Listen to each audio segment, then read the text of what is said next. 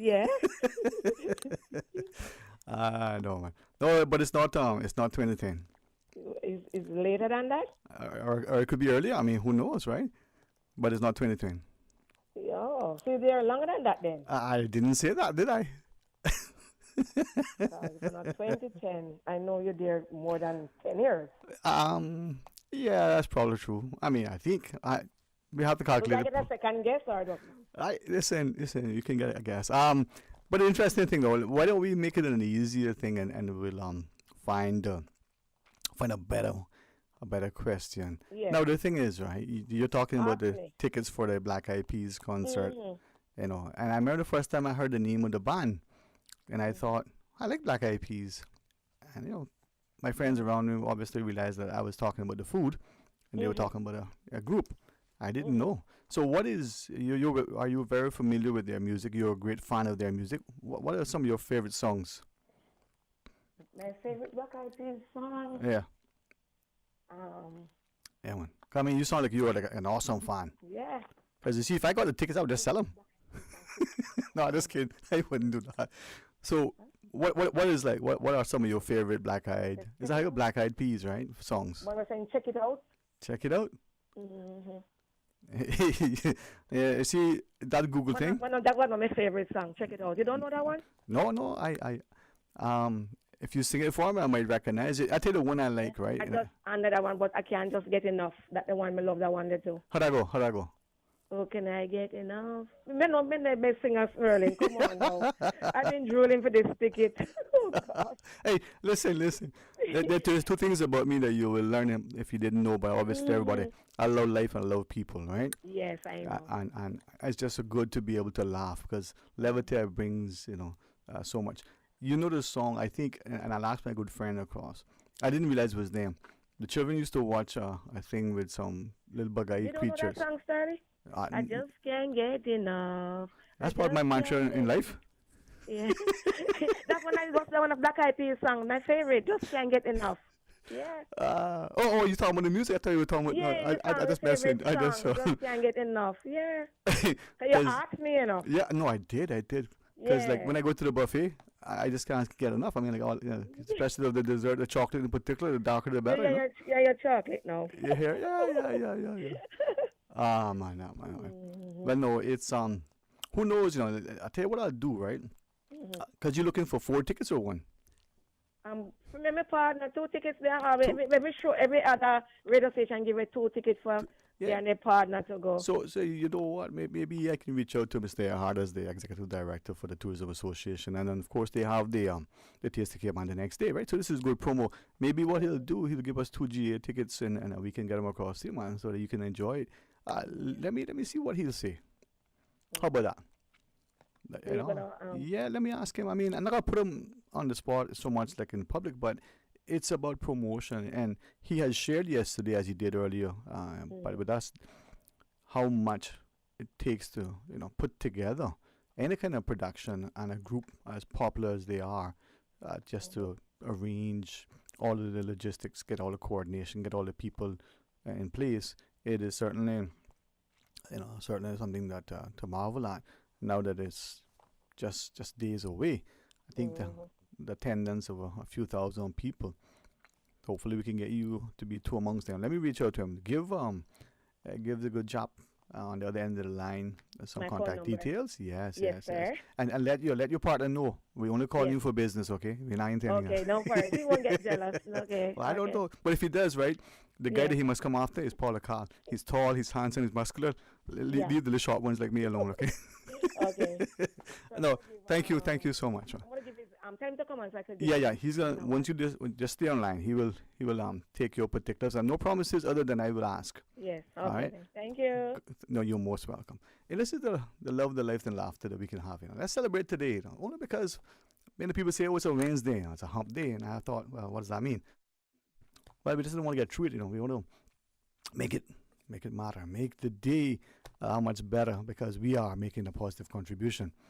I I'm being mindful, and I don't want you to read into it in any way. And if you do, you probably will get it wrong. I can promise you that, because there's a way to use words that not only can insinuate certain things, they can be said in such a way that they're insightful and insightful.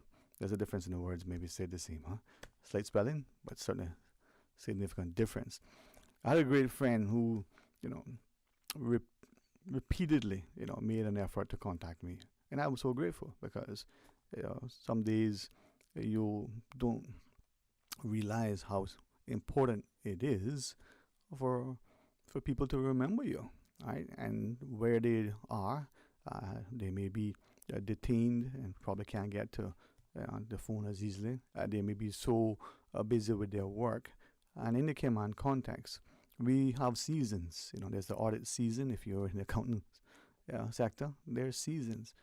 Or when anybody who works in the financial services would recognize that during that season, it's a challenge for them to even take vacation. So we may not have, as a song, summer, winter, spring, and fall, but man, we got the audit season, for instance, right? So with our work being what it is, there are many of us, with our lifestyle being what it is, sometimes we are, at that time, detained in such a way. So to my good friend, I really appreciate, and the extended gesture, and at some point we can connect. All right, with that, let's pause, my friend, across the table. When we come back, let's have a song, and let's see where it takes us. It's open line until 1 o'clock. Stay tuned for Talk Today. You know who this is? That same old girl that went to Hollywood and Panama? Well, guess what? The fun ain't done yet. Because this year, I'm going to country concerts in Denver. I got kick up my heels in Times Square. And I got find my way to Barbados. I got keep living the dream with Cayman Airways. We so blessed to have them. I tell you what though, this old girl's feeling younger than ever. Make your travel dreams come true with Cayman Airways, offering international non-stop flights from Cayman to New York, Miami, Tampa, Denver, Los Angeles, Panama, Kingston, Mobay, La Ceiba, and Havana, plus Barbados. Enjoy free rum punch, free in-flight entertainment, free seat selection, and free meals on select flights. Call 949-2311, contact a travel agent, or visit CaymanAirways.com. Find your dream car with a Cayman National Vehicle Loan. Enjoy 100% financing, up to 8-year repayment, and a 7% fixed interest rate for the first 5 years. For eco-friendly cars, we'll waive your commitment fee. This only applies to new vehicles. Call 949-8300 or email lending@caymannational.com today.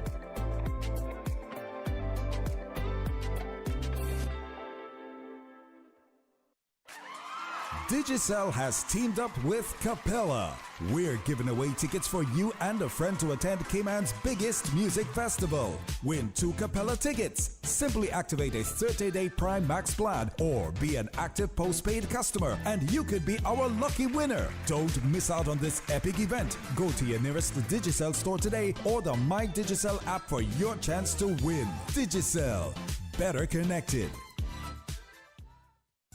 At Doctors Hospital, we know life happens, and usually when you least expect it. So when unexpected medical issues arise, you need quality care close to home. Located in the heart of Georgetown, our accomplished team of physicians and medical staff treat minor urgent conditions such as migraines, chest and abdominal pain, shortness of breath, burns, broken bones, open wounds, and more. 24 hours, 7 days a week with no appointment necessary. Peace of mind is important when life happens. At Doctors Hospital, we're always here just for you. Need to speak to someone? Call 949-6066.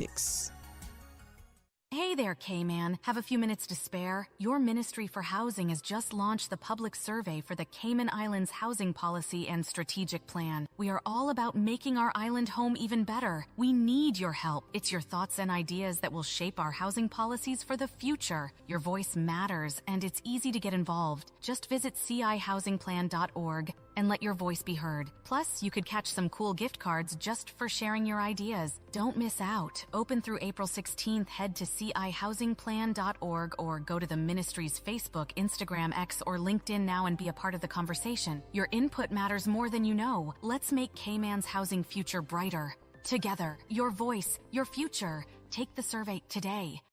Wherever you go in Grand Cayman, you can rely on Flow to keep you fully connected. If you are in the north, south, east, west, and all the other places in between, you get better speeds and a reliable connection with Cayman's largest network. We're fiber everywhere with speeds up to 1 gigabyte. Surf or stream with matching upload and download speeds. And game with zero lag anywhere on the island. Switch to Flow today. Join Cayman's largest network. Visit a Flow store or discoverflow.co.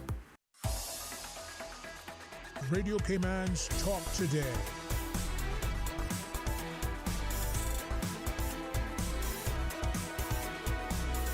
What is on your mind, Cayman? Hey, welcome back, and thank you all very, very much for being a part of our discussions here on Talk Today. And of course, when you join me, start for the record. It's open line until 1 o'clock, 949-8837, 949-6990. Or you can WhatsApp call at 925-3261.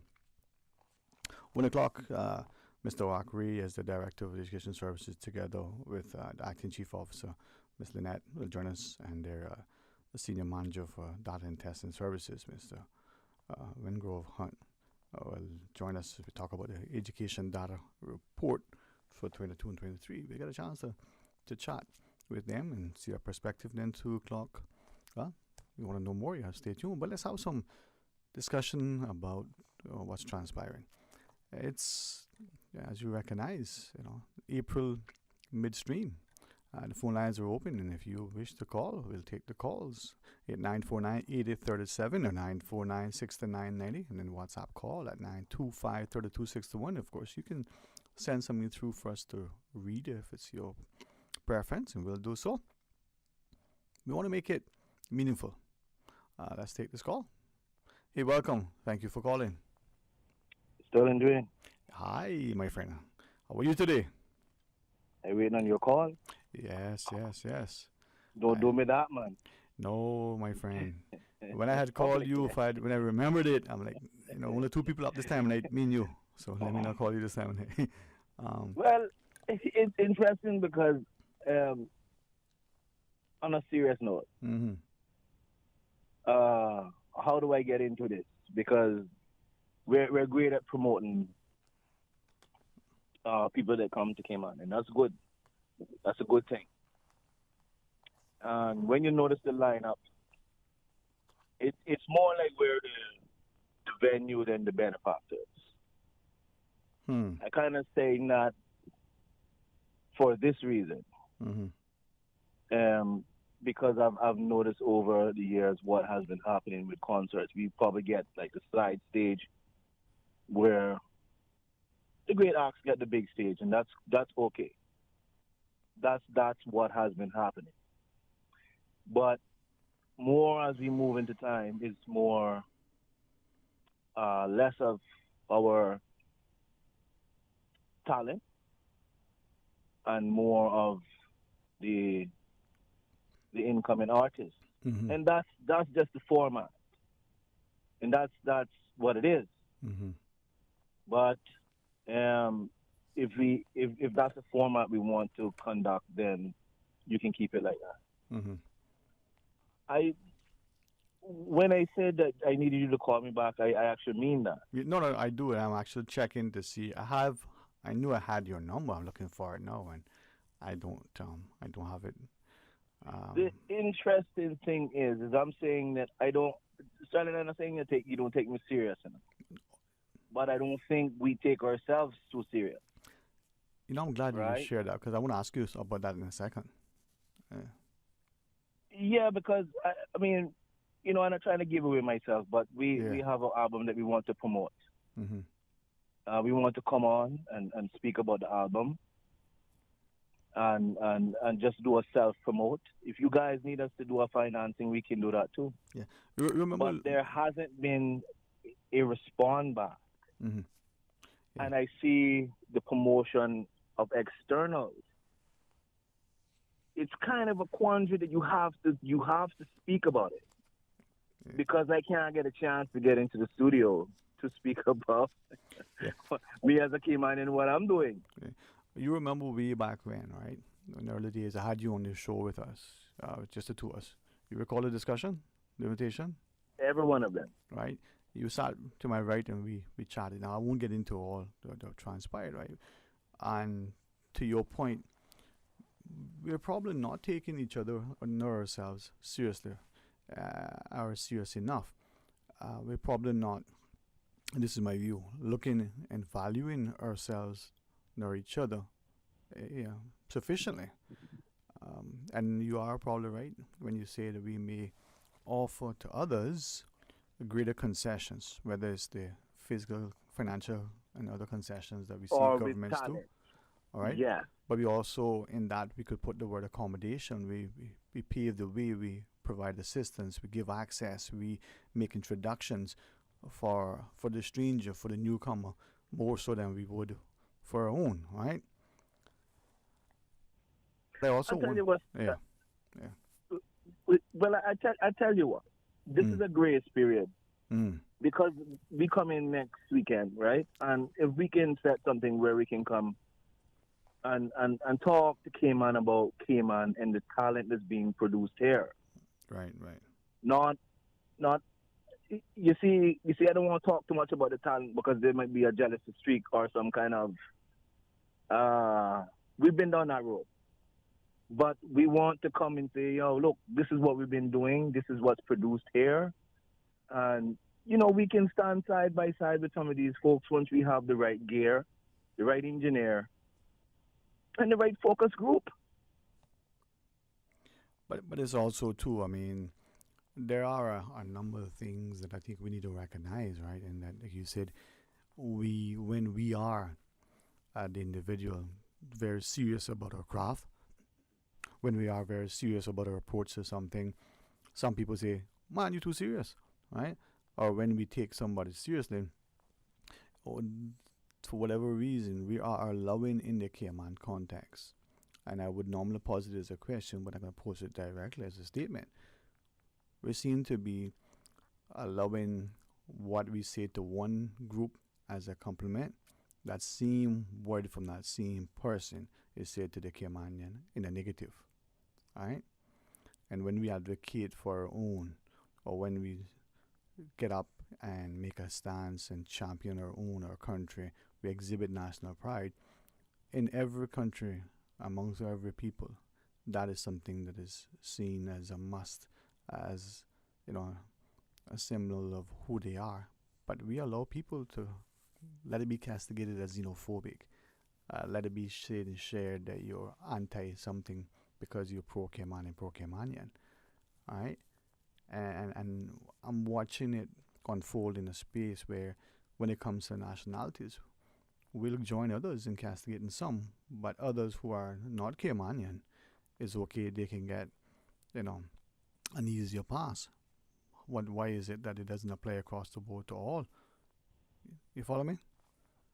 Well, maybe we're not that talented to some of the acts, and that's probably so. Maybe we're not that rich that we can par, right? But we have talent.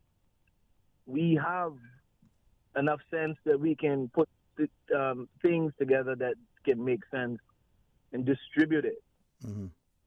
But the opportunities is the difference with one that comes here and finds opportunity. Whereas I am trying to stay in my own place and finding opportunity. But I mean, either way you slice it, we not the main stage. So if you keep doing for Mr. Gregory G, God bless Mr. Gregory G, in many shows I see Mr. Gregory G, engineer, and put up stage show and side show for Caymanians, and then big stage for the big guys. If you keep doing that, you can't expect younger youth to come up and be like, I will stand side to side with a Swifty or a Beyonce or something like that. You can always have the side stage. Yeah. But everybody, right, was at one point starting out. Yes. And I mean, in Cayman, I'm trying to find the right way to say it because I recognize that even me can be emotive as much as I may exercise a sense of diplomacy and discipline. I'm certainly always wanting to be respectful, but I make no apology for my love for my country and my people. I make no apology for when somebody steps on my toes consciously. Not because they're trying to get through a space, but because they believe that they can kick me in the shin and kick me down, right? But the problem here is that we don't unite. We don't come together and ensure that... We do, but I think what I'm trying to say is, okay, we can't be good as Black Eyed Peas. We're not good as Junior Graham. Respect. So why don't we create something where we're on par with something, and we create festivals like Sunsplash where everybody's on par? Woodstock. Yeah. It's pretty far back, but Santana's still alive. He's from Woodstock. Yeah, and make everybody on par. We're all A cards, we're all aces, and nobody has to do. No, exchanging the stages is one thing, and I can understand that, because from one act to the next act, you don't want to have too much airtime, and there are some things to justify why small stage, big stage. But when you had Woodstock and you have Reggae Sunsplash, these things, everybody's on the big stage. Everybody's an ace. Everybody's a queen. Yeah. Let me ask then, when you talk about big stage, small stage, right? A couple of things come to mind, but the first thing I want to ask, is it then that it is expected that the sound quality, the and all of the approach and attention and the professionalism and behind the scenes, is it that that equipment that is being used on a small stage is less than the Yes, that is true. Right. That is one of the sticking points there. Right. So if you're already not that best, you're just emerging, you're an amateur act, you're the opening act, it is quite possible that if the equipment isn't that good, you're going to sound even worse than you would sound anyway, right? Well, listen now, if we keep that thinking, right, we will always be subpar. Yeah, right. But what I'm saying is that even if you are not that good yet, your nerves and whatever your lack of experience, but if you have good equipment, then that could help. Could it not? Think of a recipe, right? You're not a great chef. You're making this particular baked product for the first time. If you have good quality ingredients, it probably will come out better, even in your limited experience in making that particular thing, than it would if you had inferior products. So if the small stage has good equipment, not subpar, substandard, not the stuff that you're not sure will work, that's going to make an act sound even bad, even the best of acts. Now, could it also be that when we look at big stage and small stage, depending on the location and how we orient the stages, we could have two big stages, right? They could be, side by side. They could be angled slightly. They could be positioned in such a way that as you move, from one to the next, and to achieve what you shared, not too much stay there. As one act leaves and another starts, you just pivot your position. But again, I think you're speaking to a thing. I sent you a message. I'm hoping that's the number that I've searched, and I hope that's yours. If it is, we'll connect. Okay. All right, bro. My final thing is, we don't want to just be the venue. We need to be the benefactors. Yeah. There's one act that I know this probably came on and they're going up with the show coming up soon. That going down from when we used to have performances back in the day where there was several local acts. Probably even the same as the international acts. If you had 10 international acts, you had 10 local acts. Right now, I see one act, and we have to be the benefactors here. Let me leave us with a question, right? And we can meditate on it. Is part of the challenge that we who organize it aren't we who are, the ones who it represents and reflects, right? And when we look closely at what's transpiring, are we asking ourselves, what do we bring to the table? And to whom? Well, you know what? When we wrap again, let's have that discourse. All right? Okay, thank you. Yeah, thanks, man. Thanks. I'm told we got to take that break. Let me try to make it right. Stay tuned for Talk Today. From boat days to beach gatherings, Leave the catering to Subway. Choose from small and large sandwich platters, double meat wrap platters, and top it off with optional cookie platters for dessert. Or ask about our Subway box to go with the option of 6-inch or foot-long sandwich, 1 cookie, and 1 bag of chips for all occasions and celebrations. Let Subway focus on the food so you can focus on the fun. Visit subway.ky for catering options. Subway. Eat fresh. Discover your dream home with Cayman National's home loan. Get up to 95% financing, repayment up to 40 years, and just a 0.5% commitment fee. Your interest rate? Depending on your risk factors, it'll be fixed or variable. Plus, you get a pre-approved credit card. This is a limited time offer. Dial 949-8300 or email lending@caymannational.com today.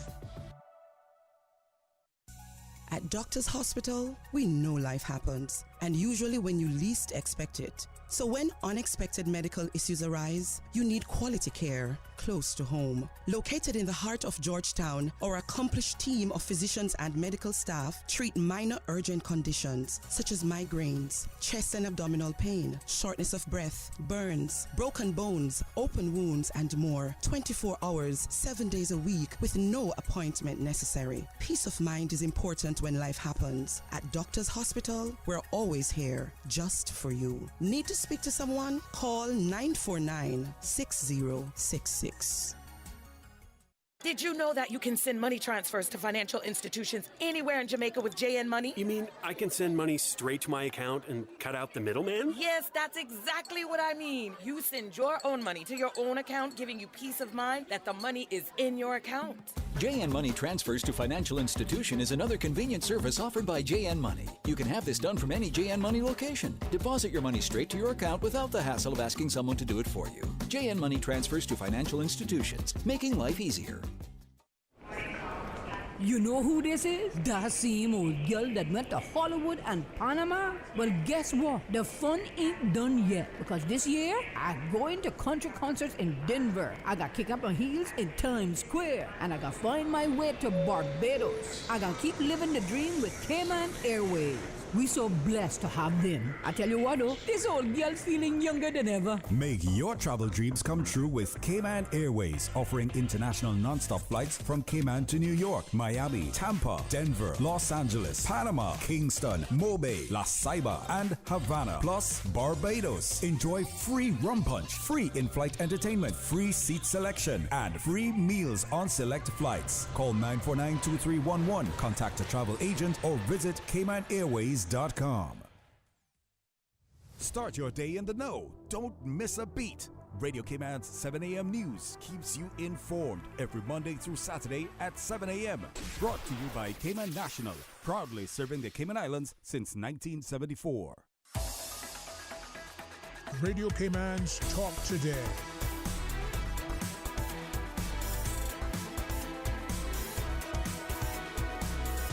What is on your mind, Cayman? Hey, welcome back, and thanks for joining us on this open line. We have a caller waiting. Thank you so much for calling. Hi, Dwayne. Good afternoon. And to you, how are you today? Okay, thank you. I just have 2 points. Uh-huh. I can't make it to the Black Eyed Peas concert because I find the walk from the parking lot at Commander Bay to the island is very, very long. Uh-huh. So I'm wanting to know if they have any measures for transport you across the island, to the island. Mm-hmm. However, this concert is Friday night, and I've been listening to your station, hoping that somebody would play some of their songs, Black Eyed Peas music. And you haven't played any. Maybe you could get us in the mood if you'd use this open line to even play one song. In other words, your favorite song. Because for a concert that's happening on Friday, I've been listening to your station and I haven't heard one song. How about that? A good suggestion. I'm sure we'll take it on board. To the first question about sort of a shuttle service, we asked Mr. Earhart yesterday because someone else had posed that question as well, and his answer was, he wasn't sure exactly because that level of logistics sort of goes down to the others who are, making it happen.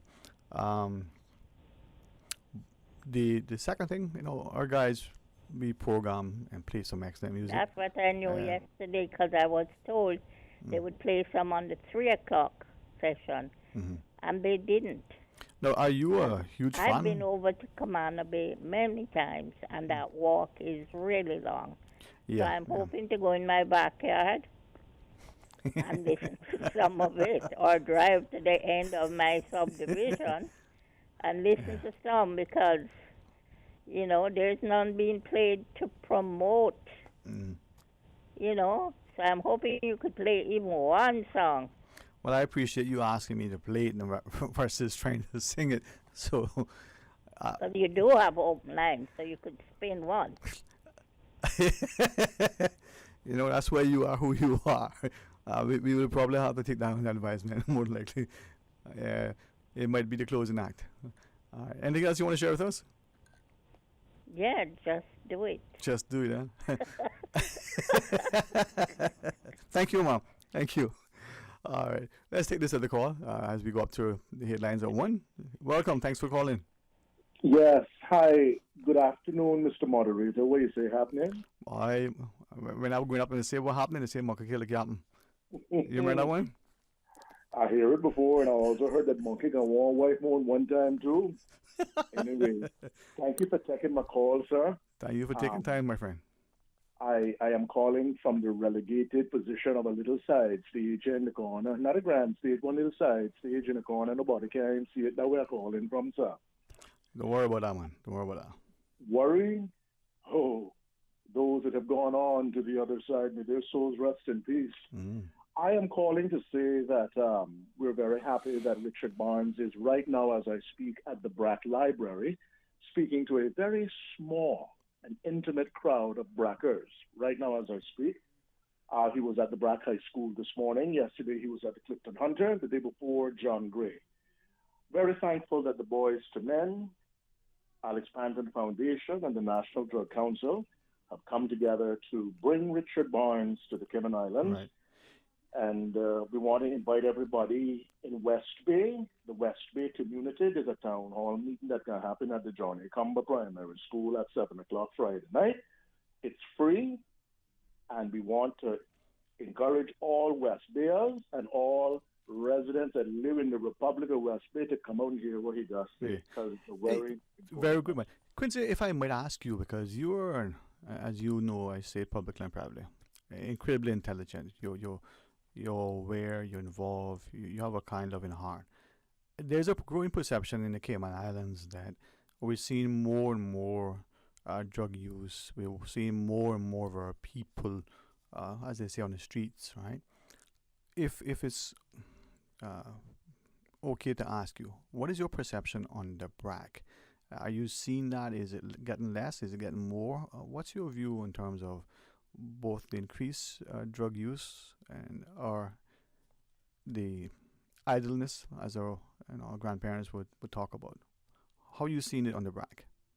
My concern is in the Cayman Islands, which I mean Grand Cayman and Cayman Brac. I don't know too much about Little Cayman because the population over there only like 300 people, but Grand Cayman and Cayman Brac, it's not in sitting down under breadfruit trees and tamarind trees, burning their ganja and drinking their rum. I'm concerned that school students at younger ages are experimenting. That should cause us concern. Right. I don't have the statistics, but if you speak to the professionals at the National Drug Council, the NDC, because they do various surveys from time to time, and they do. Well, what they'll show you will probably frighten the hell out of you, because you got younger people experimenting with pills. But Cayman Brac, I no longer live there. It's because I'm on Grand Cayman now. I know. Not by choice. I'm forced to be on Grand Cayman. So I'm here. But Cayman Brac is a little paradise. unto its own. Ask Kerry Tibbetts, Walton Horrock about Kimenbrack. She can tell you a bit about Kimenbrack. It's an island paradise. Thanking Mr. Moses Colonel, our member from Kimenbrack West and Little Cayman, for sponsoring the refreshments of the community town hall talk happening right now at the Brack Library as we speak. So let me encourage all West Bears, Mr. Sterling Dwayne. I want to encourage our West Bears to come out at the Johnny Cumber Town Hall Friday night, 7 o'clock. It's a free event. Listen, we have a lot of issues in our community, but guess what? At the end of the day, I can only be responsible for me and you, for you. Say no to drugs, that's the theme, but the war on drugs is bigger than the bluff and also bigger than the Sahara Desert. So we need to make choices to stay clean and sober. Now, those who choose to use, that's their business, you know. That's their business. But we know the effects of alcohol and we know the effects of tobacco. Yet those two things are legal in our country. Well, it's very fascinating. So we're pushing a message of stay clean, stay sober, just say no. And a lot of the young people at the high schools, Mr. Ebanks, have been responding in a positive manner to Richard Barnes' message. You could drop a pin on the floor and you could hear it vibrate. People, they're listening because he speaks from an experience of having been there. He's now 18 years clean and sober. So come out to West Bay, Friday night, West Bay Town Hall. It's a free event, and it'd be good to see some of our members of Parliament there too. Adon, thanks for taking that. Oh, and don't forget Hackle Theatre. You're right. Friday night and Saturday night, and Sunday night is Culturama. UCCI's production. Performing arts. Yeah, man.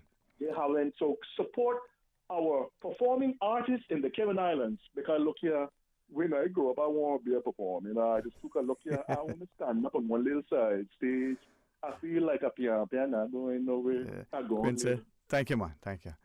You know what? If you listen closely, he says much. If you stay tuned, you'll get a chance to hear from our good folks about the education services. Join us after the break. One radio station. Radio Cayman is the voice of the Cayman Islands. From Radio Cayman's newsroom, this is Headlines. Local, regional, international news. Financial Services Institute, in collaboration with Grant Thornton, Conyers, and Cayman Finance, is organizing its 4th comprehensive training seminar on preparing for an on-site inspection from the Cayman Islands Monetary Authority. The unique seminar, previously organized by FTS and which takes place roughly every 2 years, will be held on Wednesday, May 2nd at the Kimpton Seafire Resort and Spa. Good afternoon, I'm Dion Anglin with your headlines and news elsewhere. Consumer prices in the U.S. rose faster than expected last month in a sign that the fight to slow inflation has stalled. Prices rose 3.5% over the 12 months to March, up from 3.2% in February, the U.S. Labor Department has said. Higher costs for fuel, housing, dining out, and clothing drove the increase. Analysts warned the lack of progress will force the U.S. Central Bank to keep interest rates higher for longer. And World Athletics has announced it will become the first international federation to award prize money at the Olympic Games. The global governing body said a total prize pot of $2.4 million has been made available for the summer's Olympics in Paris, with gold medalists receiving $50,000. This will be extended to silver and bronze medalists at Los Angeles 2028. World Athletics President Lord Coe called the decision a pivotal moment. That's a wrap of your headlines. I'm Dion Anglin. More news available at www.radiocayman.gov.ky. Check out our social media pages: Facebook, YouTube, X, formerly Twitter, Radio Cayman Headline News.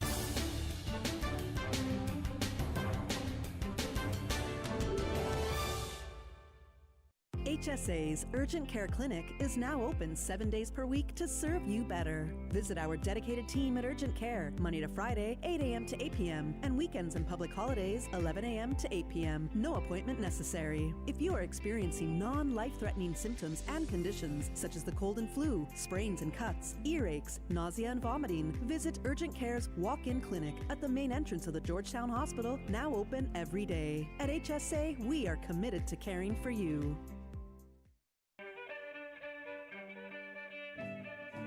Born in Creek, Cayman Brac on the 25th of September 1939, Henry Mansfield Connolly was the third of 8 children for Henry Kitchener and Olive Connolly. As with many of the men of his generation, he went to sea at the tender age of 15 and worked for Mr. Southwell and National Bulk Carriers for some 30 plus years. During this time, he rose from being an oiler pumpman to the post of second engineer after completing correspondence engineer courses from a school in New York. He sailed on many ships, including the Universe Leader, Universe Defender, or Titan, or Venus, or Meteor, or Transport. After his tenure at National Bulk Carriers, he was one of the few Brackers who worked with Cayman Energy Company doing the ship-to-ship oil transfers off the island in the 1980s. After a medical injury, he retired from sea and started his own plumbing engineer company, C&H Plumbing.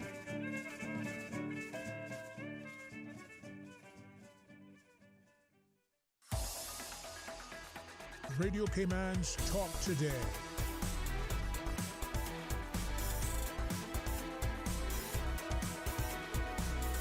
What is on your mind, Cayman?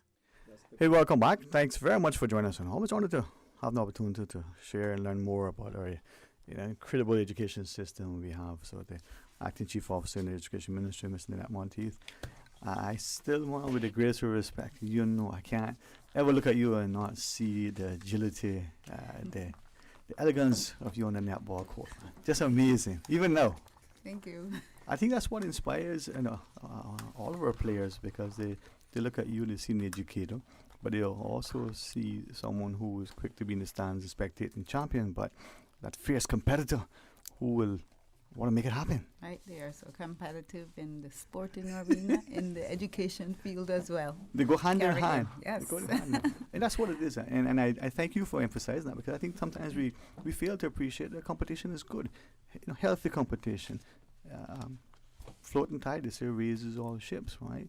So why shouldn't we, Mr. Markery, your role as the director for the Department of Education Services, as we evolve and transform our systems, we want to raise the bar continually, recognize and reward and celebrate our successes then, but look to the future. And the future is bright, man, especially when it reflects off my head. Absolutely, absolutely. How are you, sir? How are you? I am well, I'm well. Thanks for having us. We really appreciate it. All right, well, I was going to ask Mr. Winson to, Mr. Wingrove, I always keep saying that, to introduce himself. What would you, Mr. Ray? I mean, I'm thinking it's like a boxing match in this corner, the competitor, because management of data and being able, especially in many facets, to have testing. You want to be able to examine and understand what you can. The analysis is key. Yeah. Right?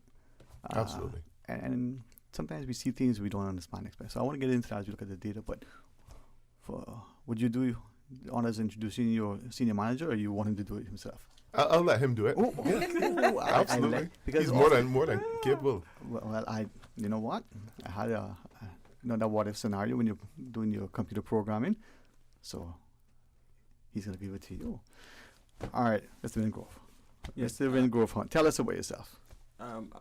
At the moment, I'm currently the senior manager for testing and data services.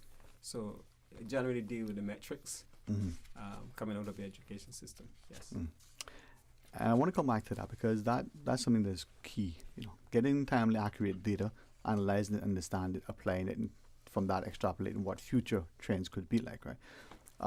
But Ms. Lynette, from that perspective, I know you're going to have a fantastic team, and you'll get us to be guided through as we look at the latest data report each year. But what is that from the perspective of a policymaker, the parent, and the pupil? Why is this important to have this information, to have it in an annual basis almost? Okay, thank you very much, Dwayne. So from a policy standpoint, or data and our collection annually of these 3 matrices, 3 different things that we look at in our data report, allows us to look at trends. You mentioned that before, what is happening over time. And then it also allows us to look at the areas that we need to focus on. But I would like to add this third thing. It also allows us to look at the areas that we can celebrate. because there is much to be celebrated, and on a yearly basis, what we're seeing is that it's increasing more and more. So we have that opportunity, not just once a year, but with this data report, we can celebrate. So from a policy standpoint, in collaboration with the Department of Education Services, once we identify areas, then it may mean a change in policy. It may mean new policies. It may mean new support that's required from the ministry of our schools, of DES. So that allows us. For parents, it will give an indication if their children are amongst the cohort, then it'll give an indication of what is happening in the country. It'll give an indication of our educational system. And for our students, certainly that is another baseline for them, for the younger students to aspire to, and for the older students who may be going on to tertiary education to see just where they fall. And we'll discuss as we go through this time some of the other things that we do with the data that would be beneficial to our students. And I think it informs our actions now, but sort of lays the foundation for future measures. Definitely. As director, Mr. Ray, I mean, help us to understand, your office is working, why this is important. Share with us as you wish. So. Sure, absolutely. So I support everything Ms. Lynette said. And importantly, I think when we start to look at a snapshot of the education system year on year, we recognize that this particular data report is for the 2022-2023 academic year. So all of the data, all of the assessments, those are all tied, would have been completed by June of 2023. What we're looking at really in terms of comparisons and everything within this report, we look at historical data. So in some instances we compare to the previous year. In some instances we have a longer period of comparison. But importantly for us, as we look year on year in a given cohort, we are also examining as students move through longitudinally in our education system. So one of the things that we will continue to do is work with our private school colleagues to acquire more data so that we can get a more comprehensive national data set and start to paint a fuller picture of the education system in the Cayman Islands. But this report I'm very excited about because it gives an opportunity for all stakeholders to dig into the data and take the facts away. I think oftentimes it's easy to look at the sensational headlines, but when you start to delve into the facts, I think we can see that as we progress through our education system, significant value is being added, and we'll talk a bit more about that for our students. Sort of, if you wish, Mr. Hunt, I mean, you do the analysis, you look at it. Share with us as you wish. Okay. We generally would, at the moment, what we have is attainment data only for the public schools. As Mark was sharing earlier, we would like to have a broader spectrum that we can talk about national data. But we do have attendance data only for the public schools. Again, we would like a national view of that. But we do have enrollment data for both the private and the public schools. So we do a general analysis of that in terms of early years and in terms of what we do by way of primary enrollment. Right. But we will really love to have a broader spectrum of attainment data so that we can actually say when we talk about national data that we're talking about national data instead of just data for the public schools. And if it would help to sort of, assist our listening public to understand, we have the public schools or the private schools. Why is, say, the information for the private schools not available? Their grades, all the other things that you refer to that you have for the public schools, but it's only for the public schools and not for the private schools? Well, that would be a better question for Mark, because I work in the Department of Education and we are a skilled civil servant. Fair enough, sir. Just use the data that you get. Mr. Ray, Yeah. Well, I mean, we continue to work with our private school colleagues, and we have some agreements already in place. We do understand, of course, different governance models that we have.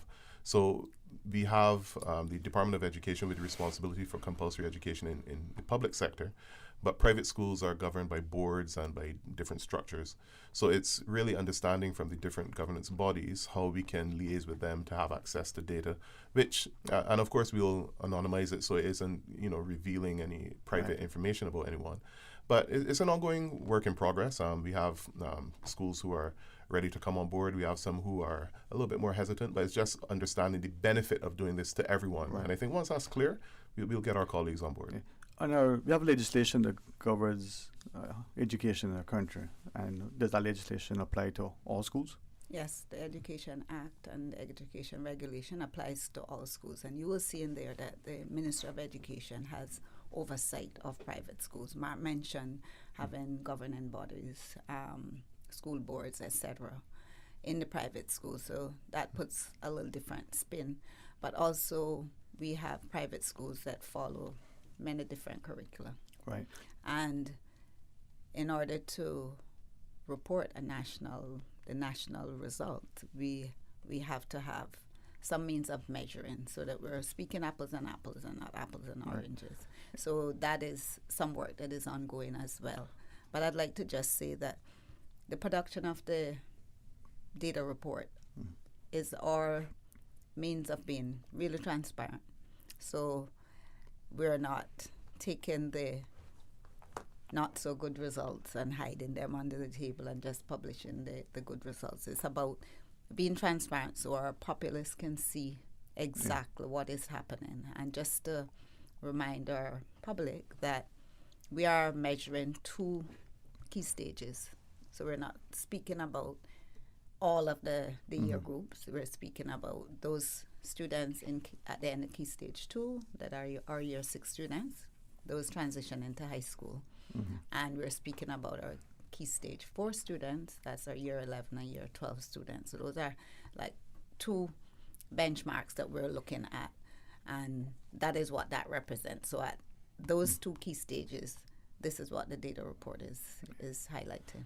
And I think if as a listener, we go back to even long ago where, as you left primary school, there was just national, achievement tests that we did. Now it's sort of been more formalized, but we're trying to see how our students perform, how they progress as they go through the system. And not to belabor, but I think, Mr. Hunt's sort of, clarion call for that data to be a national data. Is it logistics then to get the private schools on board to sharing the data? We see many times allegations or perceptions that, I like how Ms. Lynn, you shared it, we're not trying to hide the good or the bad, we want to be just transparent. I wonder if, sometimes with the private schools, they're testing for their results indicate a high percentage, but do we know, 100% because only one person took it, 100% because 1,000 people took it? Was it all students? This way, our public schools can be judged and assessed fairly because the information is readily available and transparent. So you mentioned, children would say back in the day, when they did the primary school assessment that went with them to their high schools.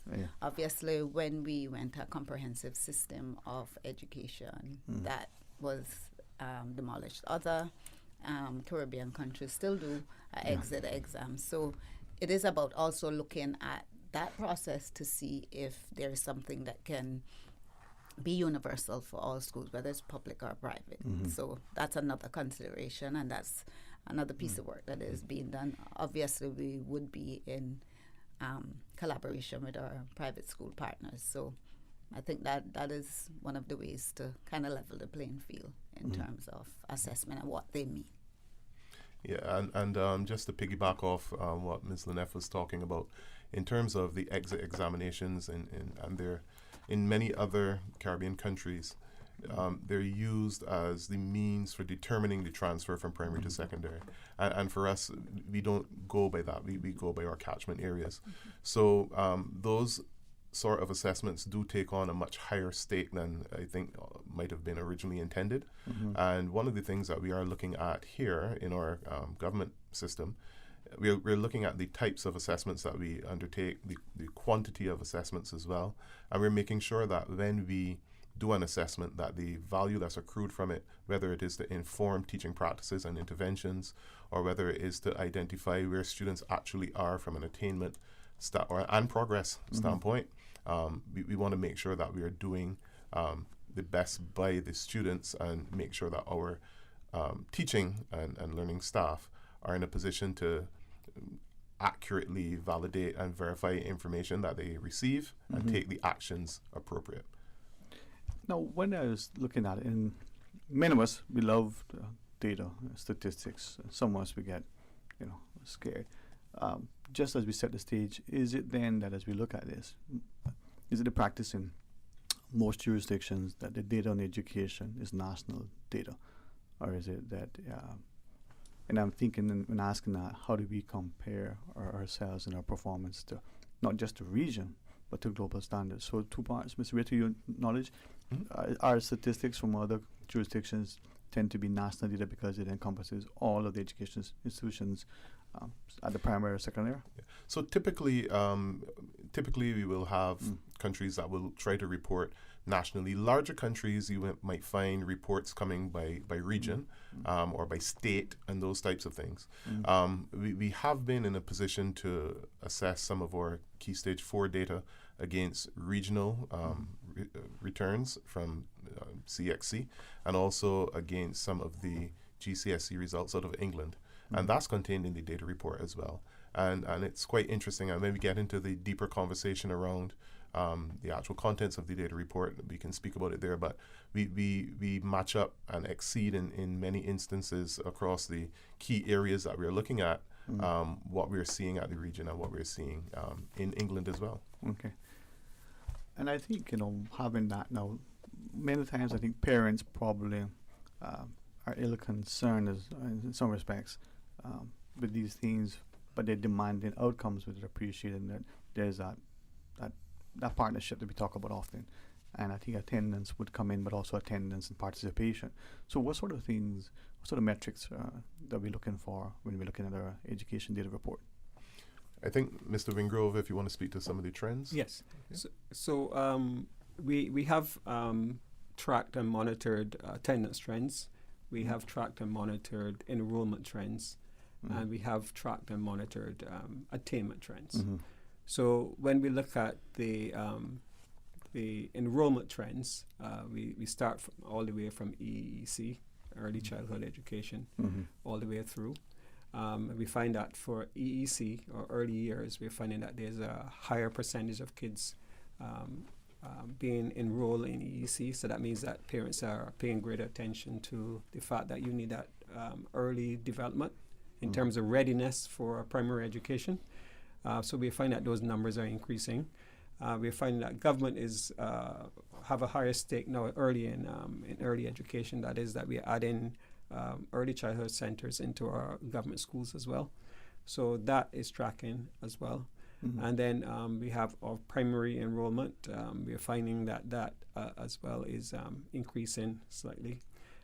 We have something that is not really paid attention to and something that's not really normal from when I look across you talked about international earlier, that we are about just under 60% of our students are in public education.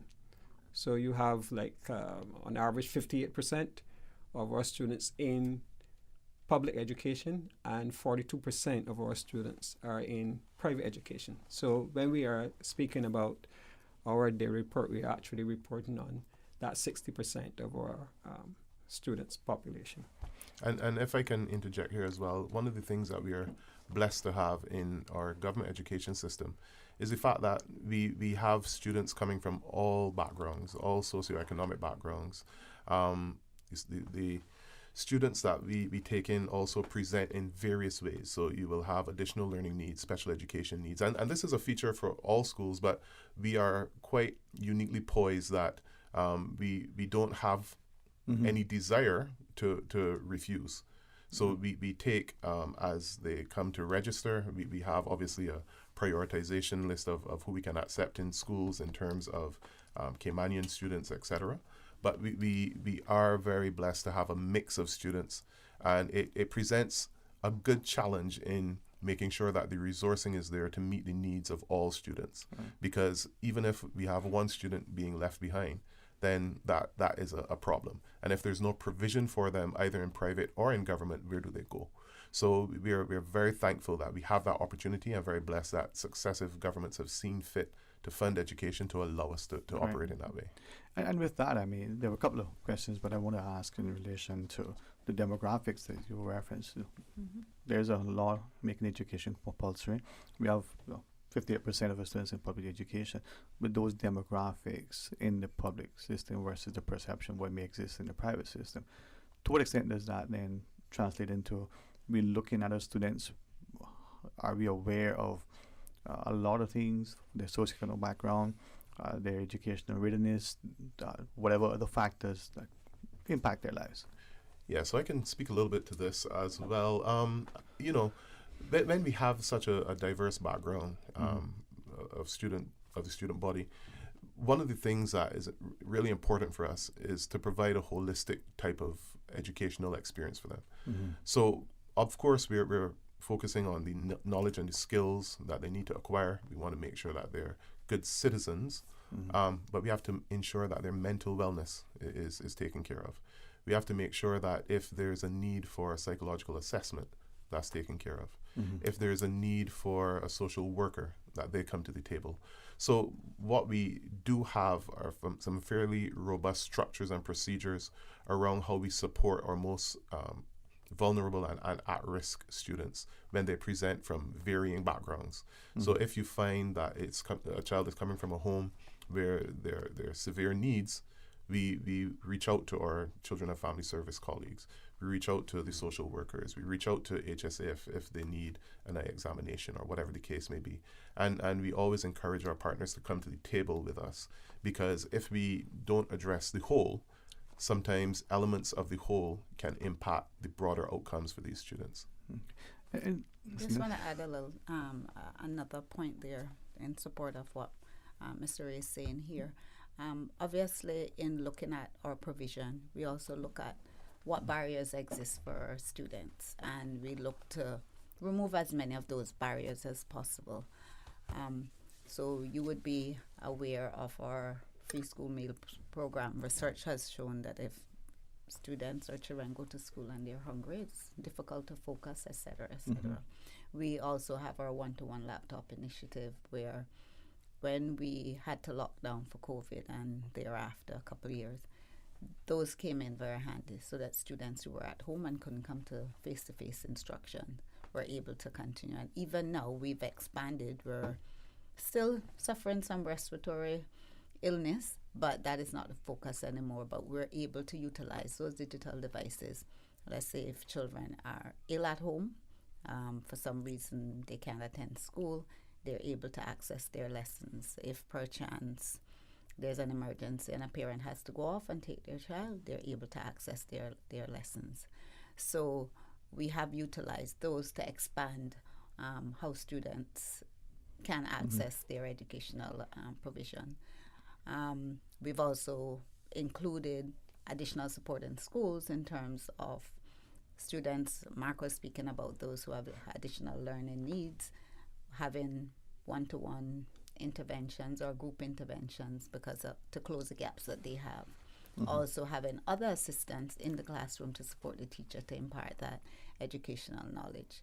And we'll get on to that when we get into the results. But we do know that one of the subjects that we continue to focus on is math, and I would dare say it's a global focus, because any country that you go to, you'll see that there's a drive for that math, and we'll find out how that affects our results later. So just to put in those resources that are needed as well to remove those barriers so that our children can have the best possible opportunity to achieve their potential. Well, as we go into the break, because we'll come back after the break and we can talk, to those sort of trends. One of the listeners is asking if we can ask whether, the students in the government primary schools are held back if they haven't met the required passing rate, and do the primary schools have tutoring to help students who are falling behind? So the idea of social promotion. The first part of that question, are they held back? No, so we don't generally allow for social promotion. What we do have is a policy that will allow for retention if there are certain criteria met. But we wouldn't just identify a child and hold them back because for social purposes. But to the second part, importantly, if there's a child who's underperforming, what we do have are interventions in place. What we do have is the transference of what the areas of need are and how that translates to the next level up in terms of where teachers need to kind of target their teaching, their support for this child, what parents need to do as well. So the idea isn't that if they are not performing at the expected level, that we just send them up and leave them, but it's also the interventions and the wraparound support around that child to make sure that they succeed at each level, or at least improve on their performance as they move up. All right.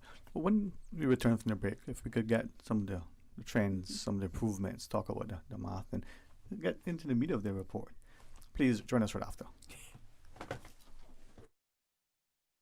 From boat days to beach gatherings, leave the catering to Subway. Choose from small and large sandwich platters, double meat wrap platters, and top it off with optional cookie platters for dessert. Or ask about our Subway box to go with the option of 6-inch or foot-long sandwich, 1 cookie, and 1 bag of chips. For all occasions and celebrations, let Subway focus on the food so you can focus on the fun. Visit subway.ky for catering options. Subway. Eat fresh. You know who this is? That same old girl that went to Hollywood and Panama? Well, guess what? The fun ain't done yet, because this year, I'm going to country concerts in Denver. I got kick up my heels in Times Square, and I got find my way to Barbados. I got keep living the dream with Cayman Airways. We so blessed to have them. I tell you what though, this old girl's feeling younger than ever. Make your travel dreams come true with Cayman Airways, offering international non-stop flights from Cayman to New York, Miami, Tampa, Denver, Los Angeles, Panama, Kingston, Mobay, La Ceiba, and Havana, plus Barbados. Enjoy free rum punch, free in-flight entertainment, free seat selection, and free meals on select flights. Call 949-2311, contact a travel agent, or visit CaymanAirways.com. Find your dream car with a Cayman National Vehicle Loan. Enjoy 100% financing, up to 8-year repayment, and a 7% fixed interest rate for the first 5 years. For eco-friendly cars, we'll waive your commitment fee. This only applies to new vehicles. Call 949-8300 or email lending@caymannational.com today.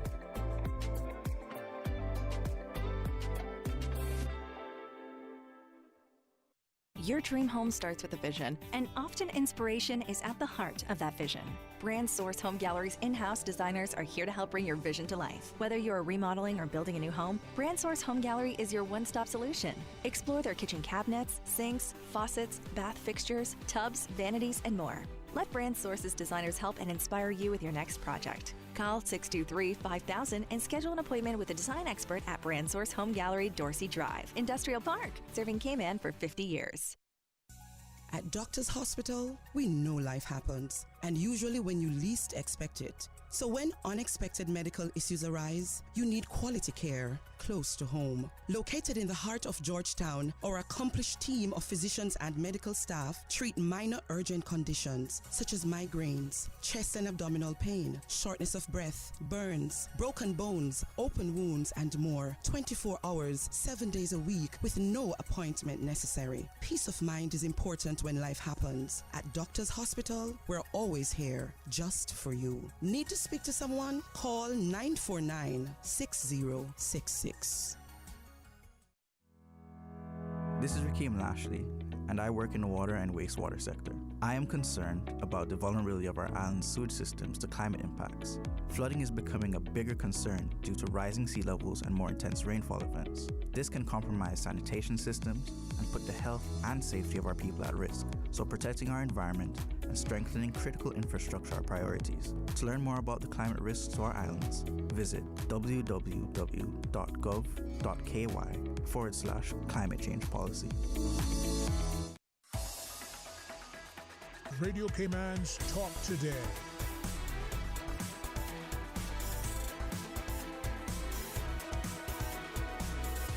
what is on your mind, Cayman? Hey, welcome back, and thanks for the opportunity to talk about the 2022-2023 Education Data Report. The Acting Chief Officer, Ms. Lynette Monteith, the Director of Education Services, Mr. Mark Ray, and Mr. Grove Hunt, the Senior Manager for Data and Testing. Who doesn't want to be tested? Some of us never miss school on that day. Oh, but maybe. Yeah, and then came back and do too. No, I'm mindful that if we do these things and we have it, it informs us now. It gives us a basis to look back 10, 15, 30 years with a view of what existed, what has happened now. Has there been any positive movement? But we have to start somewhere. So, Mr. Ray, some of the things in the report, the trends, what does the data tell us? What can we go to your testing manager? Or data man. He's the man. Yeah. Well, Mr. Hunt. Well, if we're dealing with attainment data, we have to start with our key stage 2 data. But before I give you those figures, it's probably best to look at the context, because I know we have figures and so on in the report, but we don't necessarily provide the kind of context that will help you to interpret those figures. Mm-hmm. So the test that the metric that we are using here for the KS2 results is based on a UK-based test that we have been employing for the last 3 years. Of course, there's only 1 year the test was cancelled, and 1 year, and we have done it for 2 years now. We're going into the third, and it is based on the implementation of the curriculum that we started in 2019 in the public schools. So just to say, Mr. Wingrove, that the reason it was cancelled, we go back to the COVID. The big monster in the room. That thing, no? Yes. The COVID pandemic occurred in 2020, I believe. And our implementation of the curriculum started in August, September of 2019. Mm-hmm. So we started this new curriculum with increasingly higher standards, because that particular curriculum, they moved quite a bit of stuff from secondary level into primary level and so on, further down to reception. So that curriculum started then, and we were able to, start to implement it. And then COVID hit, and that impacted the whole scheme of things. And of course, up to today, we still have that lingering effect of the COVID pandemic. Not to make an excuse for why the performance is that level, but I'm just putting context to the performance level that we are seeing. In terms of actuals, our performance last year was roughly the same as we had it in 2022, because we've done the exam now 2 years. So we don't have a trend, as you will interpret a trend, but we do have a performance against the year before, sorry. So year on year. Yeah, it's a year-on-year comparison. Yeah. So we have a performance for the end of 2023, and we have a performance for the end of 2022, right? Still in the lingering COVID impact. And we found that the performance is roughly the same. There's not a lot of difference, really.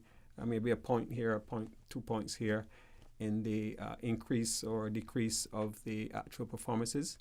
But pretty much, I would say that we had a stable performance over the last 2 years.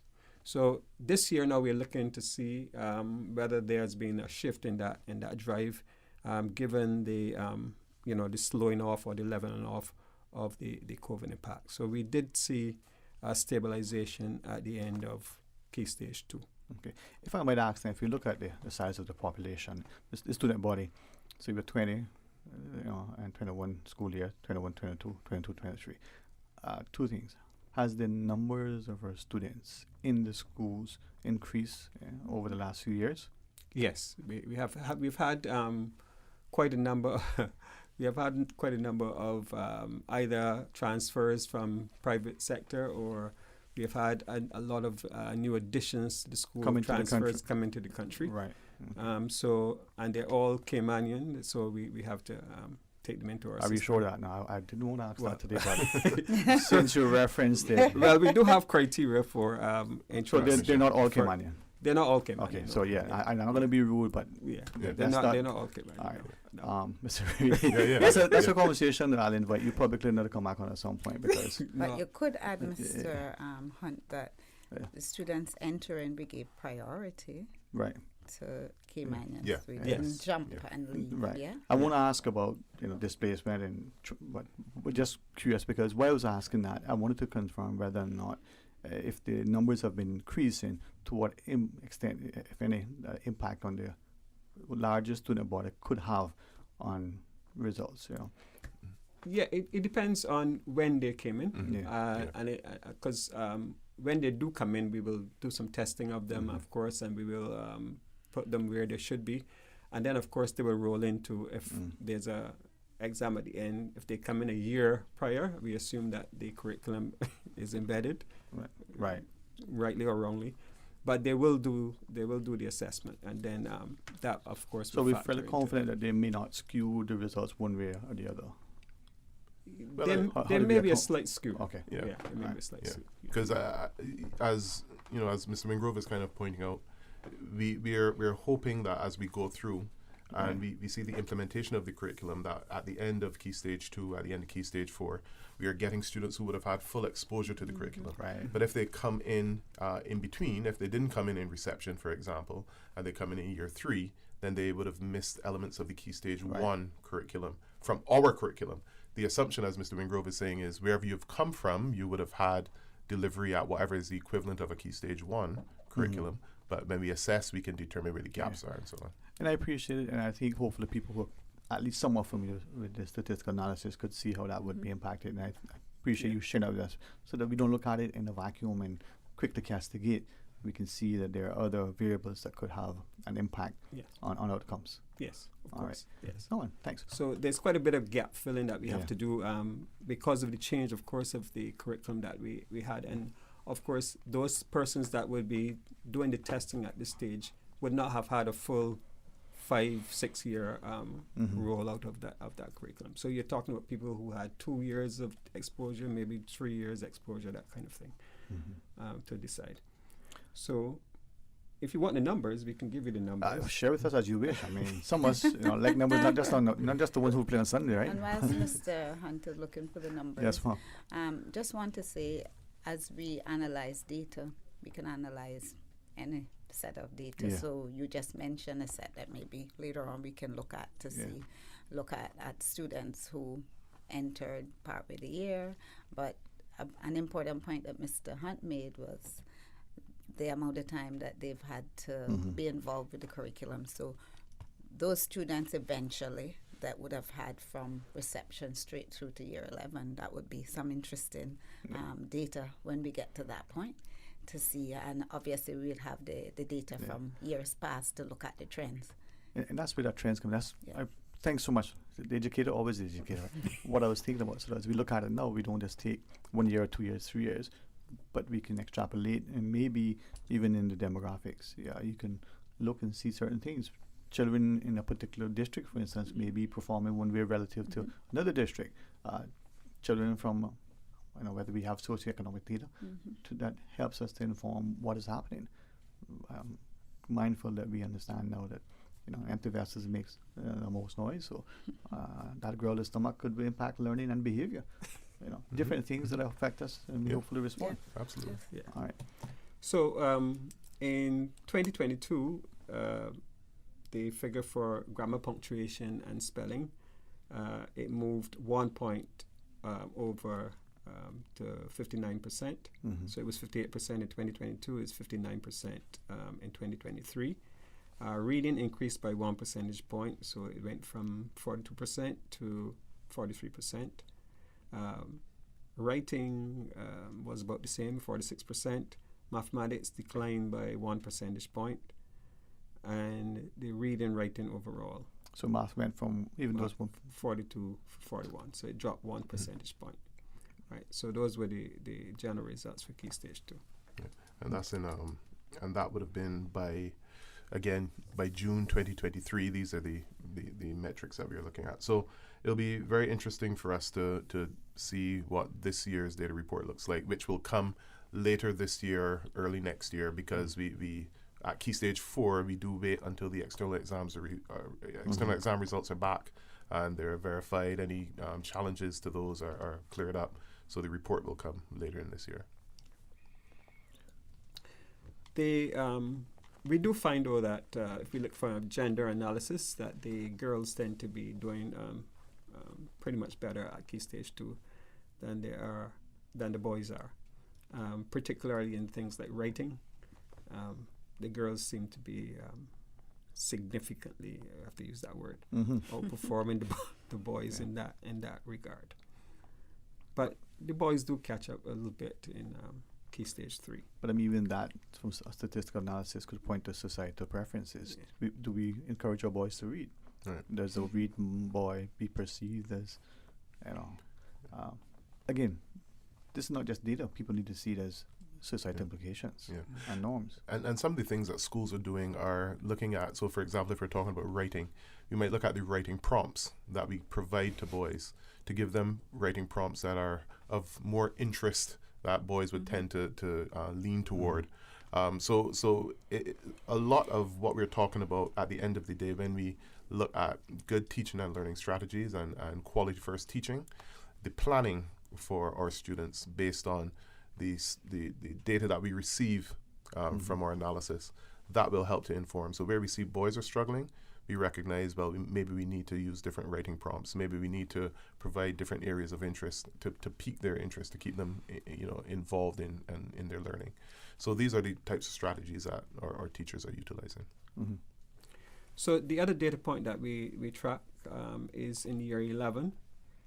And the key factors that we track there is what we call the national statistic, which is 5 or more level 2 passes, including English and math. Right, so you have to have 5 subjects, and math and English must be one of them in order to be classified into the in that statistic. Maybe you want to explain level 2? Right, level 2 means is like the general GCSE CSEC qualification, which gives you an A star to U, or 1 to 3. GCSE would be you're going from 9. The grades have changed now, so you're going from 9 to about 4 as a level 2 qualification. And for CXC, you're going from a 1 to a 3 as a level 2 qualification. For A star to C would be a level 2 qualification. So we're saying that on average, 79, approximately 80% of our students achieve a level 2 qualification in English. That's a tremendous statistic. Can't be matched anywhere else. Sorry, I better qualify that. You'll be hard pressed to find another statistic with that high level of achievement.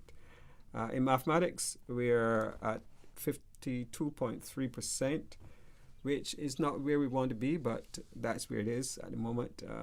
That's generally across regional. That's probably about on par with regional. And I think it's below what it would be in the UK. So we are striving to increase that. And as mathematics go, the number of our national statistic will also match that, because our national statistic must have mathematics. So you find that if mathematics increases, then our national statistic of students meeting that particular criteria would be met. But the point that I would like to raise is the idea of the number of persons leaving with 5 or more qualifications, not necessarily having math in there. And that's 67%. So you're talking about 2/3 of our population, graduating population, having having met that requirement at the end of year 11. Right? That's a tremendous achievement. Having 5 passes, level 2 passes, then they can go on to further education, having that 5 level 2 qualifications. So that's a significant outcome from the public education system. If I can as well, Mr. Dwayne, we talk about attainment, and I think it's important to contextualize it against progress as well. Yeah. And when we look at some of these statistics that Mr. Wingrove just spoke to, for English, for example, where we have a level 2 pass of 79.8%, almost 80% in 2023. In 2022, it was 66.1. So when you look at the progress that's been made in these subjects, I think it's noteworthy. In 2022, mathematics, we had 39.7% of our students getting a level 2 qualification. In 2023, it rose to 52.3%. So as we continue to say, because we're not hiding, we continue to say we're not where we want to be in terms of our attainment for certain subjects. But I'm fiercely proud and unapologetic about celebrating the progress that has been made. Because as we continue to see the progress, we recognize that year on year, something has been done differently and we're seeing improvement. We'll continue to work on the attainment to make sure that we raise the attainment, but I want to make sure that each and every time where there is progress, we recognize it and celebrate it. This is key. I mean, and this is where we make a difference, because those children at 16, 17, 18, in 30 years from now, we still want them to be attaining and being able to enter that, an important part of their lives. Well, Mr. Wingrove, if you share with us, because I think attendance many times go hand in hand. Many of us can go to a class and perform exceptionally, but there's sometimes when our lack of attendance impedes our performance. Yes, it does actually, and we at the moment we are about 90 on average, and at the secondary level about 90% attendance on average. That's not where we want to be either, but again we're having some lingering effects from the COVID pandemic, because we were probably about 94%. So you're talking about a deduction or reduction, about 4 percentage points. Some schools might have even had higher than that, but on average we're probably about 94% before COVID. So it does have a significant impact. And you also have the social factors where, aside from the pandemic bit, about parents taking their kids out on vacation and so on, and not forgetting that the school ends, the vacation for schools is a certain period that they should take them, but they will take them before school. Do we think our students and their parents, we have a commercial, respectfully, going to pause. Okay. I try to pay attention. Stay tuned. Discover your dream home with Cayman National's home loan. Get up to 95% financing, repayment up to 40 years, and just a 0.5% commitment fee. Your interest rate? Depending on your risk factors, it'll be fixed or variable. Plus, you get a pre-approved credit card. This is a limited time offer. Dial 949-8300 or email lending@caymannational.com today. At Doctors Hospital, we know life happens, and usually when you least expect it. So when unexpected medical issues arise, you need quality care close to home. Located in the heart of Georgetown, our accomplished team of physicians and medical staff treat minor urgent conditions such as migraines, chest and abdominal pain, shortness of breath, burns, broken bones, open wounds, and more. 24 hours, 7 days a week with no appointment necessary. Peace of mind is important when life happens. At Doctors Hospital, we're always here just for you. Need to speak to someone? Call 949-6066. You know who this is? That same old girl that went to Hollywood and Panama? Well, guess what? The fun ain't done yet, because this year, I'm going to country concerts in Denver. I got kick up my heels in Times Square, and I got find my way to Barbados. I got keep living the dream with Cayman Airways. We so blessed to have them. I tell you what though, this old girl's feeling younger than ever. Make your travel dreams come true with Cayman Airways, offering international non-stop flights from Cayman to New York, Miami, Tampa, Denver, Los Angeles, Panama, Kingston, Mobay, La Ceiba, and Havana, plus Barbados. Enjoy free rum punch, free in-flight entertainment, free seat selection, and free meals on select flights. Call 949-2311, contact a travel agent, or visit CaymanAirways.com. The best foundation you can wear is glowing, healthy skin. The offices of dermatologist Dr. Wayne Porter specialize in enhancing your skin's well-being. Whether you're seeking advanced skincare, including any skin cancers, Botox, filler, cosmetic skin enhancements, or simply looking to reduce wrinkles, Dr. Porter offers a full-service dermatology and dermatological surgery practice. For more information, email drporterkman@gmail.com or call 946-9020. That is 946-9020.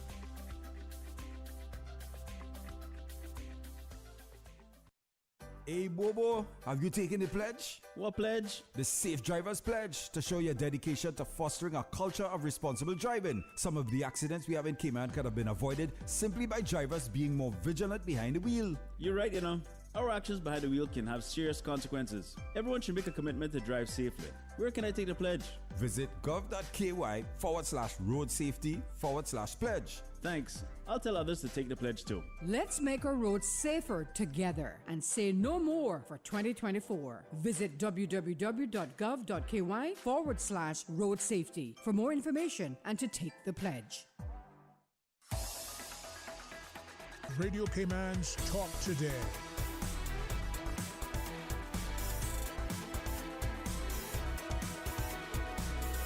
What is on your mind, Cayman? Hey, welcome back, and thanks very much for the opportunity to talk about the 2023 Education Data Report with the Acting Chief Officer, Ms. Lynette, Mr. Mark Ray over at the Department of Education Services Director, and the Senior Manager for, what is it? Data and Testing, Mr. Hunt. I enjoyed it, sir. But you were sharing with us, as you wish. Maybe continue. Mr. Ray, what do you think? One data point I would like to mention is this idea of value adding in terms of the schools. We have situations where, on average, the school is able to. This is based on the starting point when when a child enters the secondary education, and they do a projection as to what grade they will get at the end of Key Stage 4. And we have found that, particularly in English, that they're able to move students from where they are 2 grade points up. So if they're predicted, for instance, to get a C, they're getting like a 1 or 2. Right. And if they're predicted, say, to get a 4, they're shifted into like a 3 or 2, right? So we're able to move students along even further than we predict that they would get. So that speaks to the value that the school adds to, or the teaching, the learning adds to that student from the time they start the secondary education through to the time they do the examinations in year 11. If I just may ask, and not to be facetious or jovial, but sometimes the student would say to the parent, "Oh, well, I'm expecting to get a D." It comes with a C. The parent, "Oh, it wasn't a D." So in this prediction, is it that are we confident that it isn't that the assessments initially under predicting with a hopeful expectation that it'll be higher, or that we're being accurate in our assessments? Well, I'm a quality assurance person too.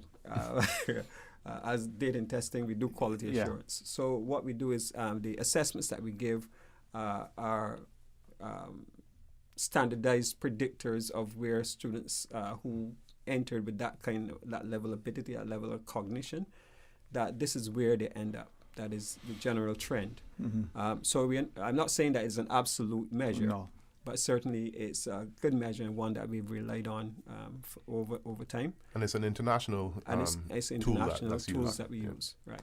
So we are happy with the fact that we are seeing that level of progress. I think Mark was talking about progress earlier. That level of progress from the time you start to the time you finish, and that speaks largely as to, there's a lot of negativity sometimes about the school and what it does and not doing. But we know for a fact that the school is adding value to the students that it's getting, right, at the secondary level for sure. Mr. Mark? Oh. Yeah.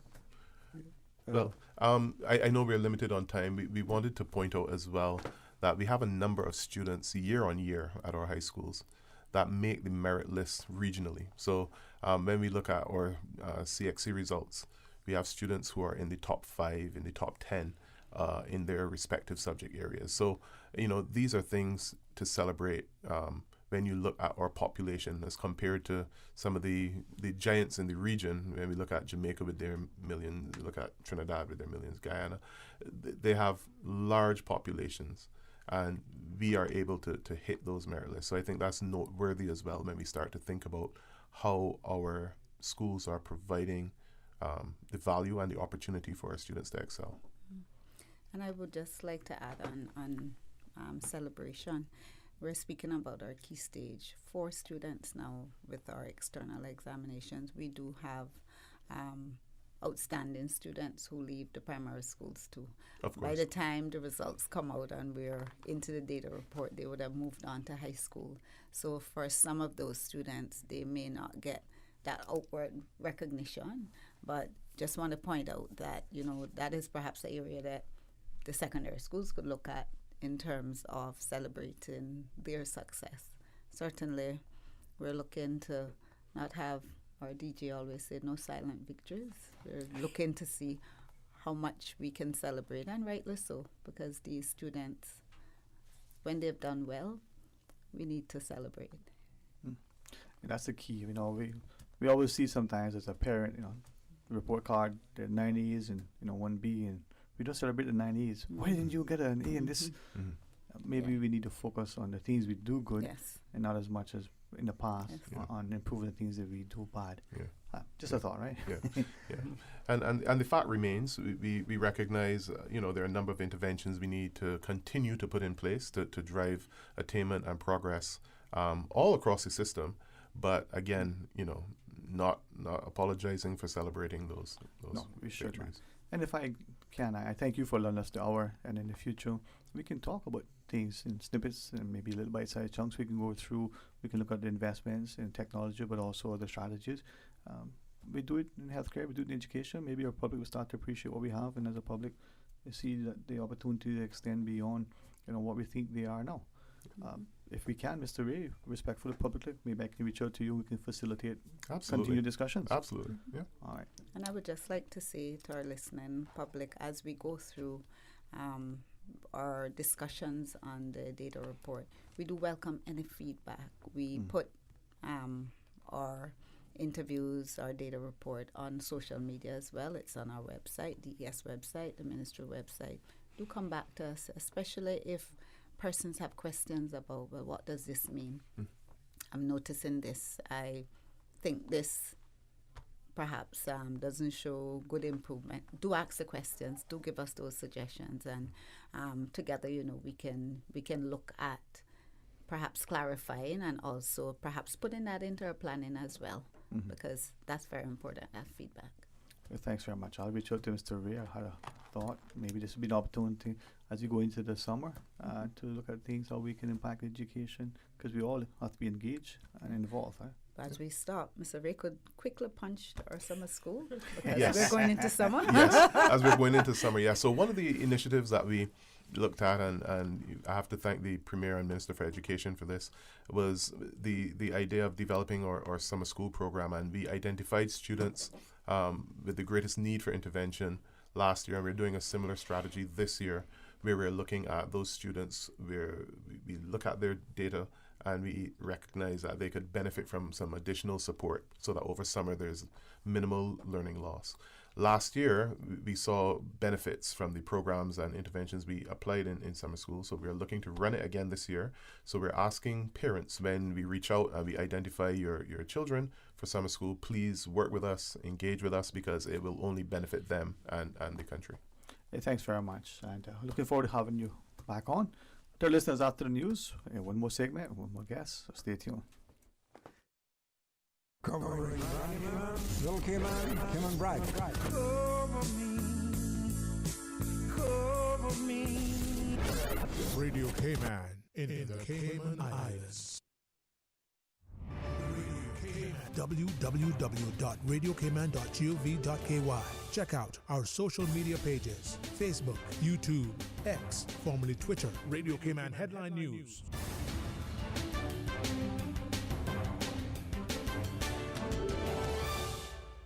Corian, the specialist global provider of services to financial institutions, asset managers, corporates, and high net worth individuals, promotes 3 in the Cayman Islands team. Ricardo Harvey, now vice president in the corporate services team, Sanaa Tugman, who works in the capital market team, and Sherry Graham, who works in the corporate services team. Good afternoon once again. I'm Dion Anglin with your headlines. In news elsewhere, Morocco's second largest reservoir that serves some of its major cities and has been central to farm irrigation is drying up, according to satellite images analyzed by the BBC. Al Masira Dam, which sits around halfway between Casablanca and Marrakesh, contains just 3% of the average amount of water that was there 9 years ago, figures show. 6 consecutive years of drought and climate change, which causes record temperatures that lead to more evaporation, have threatened water supplies across the North African nation and hit agriculture and the economy in general. And hundreds have signed an open letter in solidarity with a black actress trolled with racist and misogynistic abuse. Francesca Amauda Rivers was targeted online after she was cast as Juliet in a new production with Tom Holland. The letter, co-authored by actress Susan Wakoma and writer Somalia Nonya Seaton, calls out the twisted, ugly abuse while celebrating Francesca. That's a wrap of your headlines. I'm Dion Anglin. From Radio Cayman's newsroom, this is Headlines. From boat days to beach gatherings, leave the catering to Subway. Choose from small and large sandwich platters, double meat wrap platters, and top it off with optional cookie platters for dessert. Or ask about our Subway box to go with the option of 6-inch or foot-long sandwich, 1 cookie, and 1 bag of chips. For all occasions and celebrations, let Subway focus on the food so you can focus on the fun. Visit subway.ky for catering options. Subway. Eat fresh.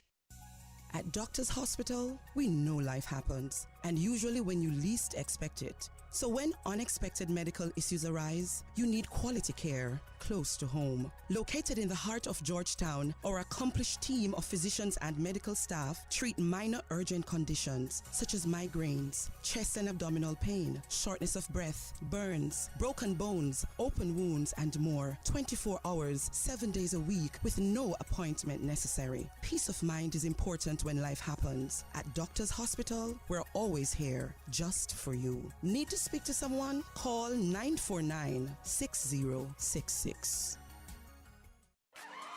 Digicel has teamed up with Capella. We're giving away tickets for you and a friend to attend Cayman's biggest music festival. Win 2 Capella tickets. Simply activate a 30-day Prime Max plan or be an active postpaid customer and you could be our lucky winner. Don't miss out on this epic event. Go to your nearest Digicel store today or the My Digicel app for your chance to win. Digicel. Better connected.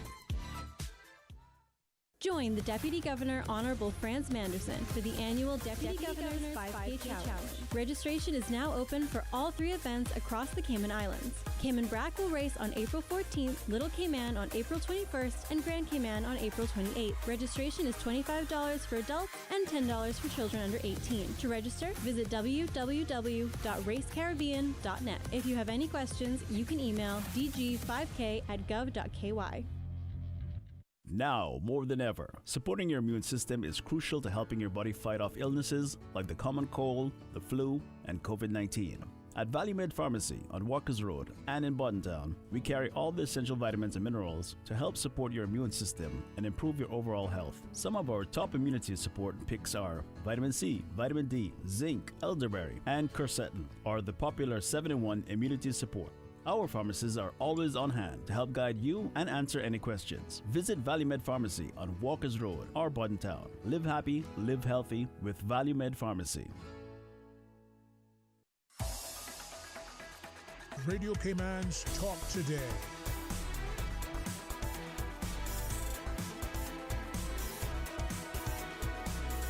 What is on your mind, Cayman? Hey, welcome back and thanks for joining us. The opportunity sometimes to have not just exercise, but exercise that is fun and fulfilling, exercise that somehow through our participation brings a meaningful contribution to society, the community, and its different entities. I think we see it all embodied in the DG 5K. So, to our Deputy Governor, Mr. Anderson, welcome, man. Good day, sir. Thank you very much for having us. Yes. You're most welcome. Thanks for sharing with us. And I believe that in our community we have a very charitable giving spirit, but to be able to combine that with actions that cause people to look internally, both from their financial but their own well-being, and then whatever contributions, financial and otherwise, can benefit ongoing entities. You've gone from benefiting one to sometimes benefiting many, all under one umbrella. Yes. So this time 3 around, huh? Absolutely. So we are very pleased. The DG's 5K 2024, we have selected 3 what we believe are amazing charities: the Addison Kelly Memorial Scholarship Fund, and Ms. Kelly was on this morning explaining that the money raised will be going to training persons to be involved in mental health, that they can identify mental health and be able to help treat people with it in the workplace. Also, Boys to Men, we have Mr. Seaford here with us. I was very impressed with the work that they do around our young men. Too often we see videos of young men in trouble, but what I've been seeing through his organization is young men doing very productive activities, getting out there and working and generally conducting themselves in the exact way we would like to see our young men doing. So when we see a problem, we have options. We can do nothing, we can complain about it, or we can take action. So what we're doing today is taking action. And in addition, we have the NCVO, which is one of our oldest charities. They've been in the Cayman Islands for 50 years. We heard that this morning. And the work that they do around foster care, not foster care, but more of the foster care, the preschool, and around the nursery services is outstanding. Plus, they do a lot of other things as well. But it's one of the charities that I think we can all identify with. I said this morning that I recall, as a young man, you would remember this, where they had their telethons, and we used to call in and donate $5 just to hear our name on the radio. That was a big deal. You did it. So we have we have some really great charities. We have Mr. Norm Klein here from Appleby, who is our platinum sponsor, and he has been with us for a number of years now, so thank you again, sir. And Ms. Ahern is here, who really runs the show for me and makes sure that everything happens. So thank you very much for having us here today. Thanks very much. And I'm mindful that as corporate sponsors and as individuals, whether we're participating because we like the cool T-shirts that you have. I can't call it T-shirts. I mean, they're like art pieces. They're the best T-shirts. Yeah, the best T-shirts. They're awesome. People hang them with pride. Yeah. But as sort of the co-chair, Jennifer, the notion that we're now not only on Grand Cayman, we're also on the Bragg. It's all-encompassing. As Mr. Manderson was talking about NCVO, I think of other visionary leaders like Mr. Arch. When you look at NCVO, people who are constant, who are committed, whose contribution are everlasting, and benefiting them, it only improves our community.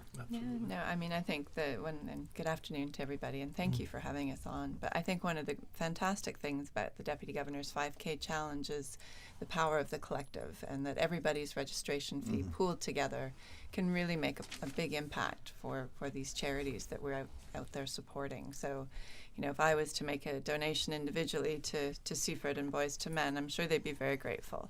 But if all of us come together, it means that we're now going to be able to hand over, hopefully, a check for $25,000, $30,000 to each of these charities that they'll be able to put to some really good use. And so everyone who comes out and participates, you get the sense of getting some exercise, enjoying some outdoors time, seeing people that you haven't seen for a long time, and being able to support some amazing charities doing great work in the community. And we couldn't do it without our amazing sponsors. And we've mentioned that Appleby are here. Norm is here with us from Appleby. They're our platinum sponsor. They've been on board with us since 2015 as one of our major sponsors, and we're just so grateful for their support. Indeed. Mr. Klein, with that perspective, I mean, corporate citizenship is something that has been championed globally, and we recognize it in many respects.